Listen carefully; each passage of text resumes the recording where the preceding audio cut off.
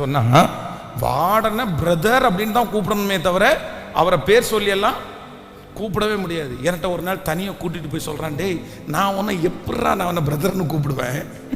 உடனே நான் சொன்னேன், ரூல்ஸ் அப்படி இருக்குது, அதனால எல்லாருக்கும் முன்னாடி என்னை எப்படி கூப்பிடு, பிரதர்னு கூப்பிடு, எல்லாரும் இல்லாத போது வேணா என்னை வாடா போடான்னு கூப்பிடு, தப்பு இல்லை அப்படின்னு சொன்னேன்.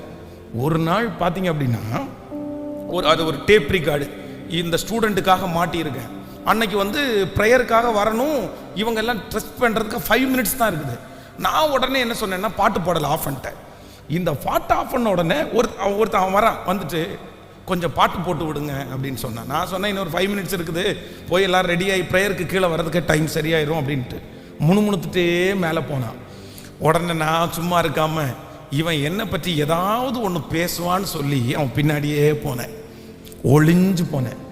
நான் நினச்சது மாதிரியே இவன் மேலே போய் என்னடா பாட்டு போடலையான்னு பசங்க எல்லாம் கேட்குறாங்க. என்ன அவன் பெரிய ஆள், பெரிய இவனை மாதிரி பேசிட்டு இருக்கான், பாட்டு போட மாட்டானாமே, 5 நிமிஷம் தாண்டி தான் அவன் பாட்டு போடுவானாமா, அவன் என்ன பெரிய இவனா அப்படின்னு அவன் பேசிட்டு இருக்கிறான். பேசிட்டு இருக்கிறத அப்படியே காதல கேட்டேன். எனக்கு வந்துச்சு பயங்கரமான கோபம். மகனே நீ எனக்கு ஃப்ரெண்டா இருக்கலாம், என் சித்தப்பா பையனா இருக்கலாம், இன்னைக்கு உன்னை ஒரு வழி பண்ணாம நான் போக மாட்டேன் அப்படின்ட்டு மடமடன்னு கீழே இறங்கி நேர வார்டன் ரூமுக்கு போய் அவ்வளோ கோவம் எனக்கு. கண்டிப்பாக இவனுக்கு பனிஷ்மெண்ட் ஏதாவது ஒன்று கொடுத்தாகணும், பெரிய பாஸ்டர்கிட்ட ஏதாவது சொல்லணும் அப்படின்னலாம் பெரிய கற்பனை ஓடுது. பைபிளை திறந்து போய் டேபிளில் உட்காந்தேன், டேபிள் மேலே பைபிள் இருக்குது.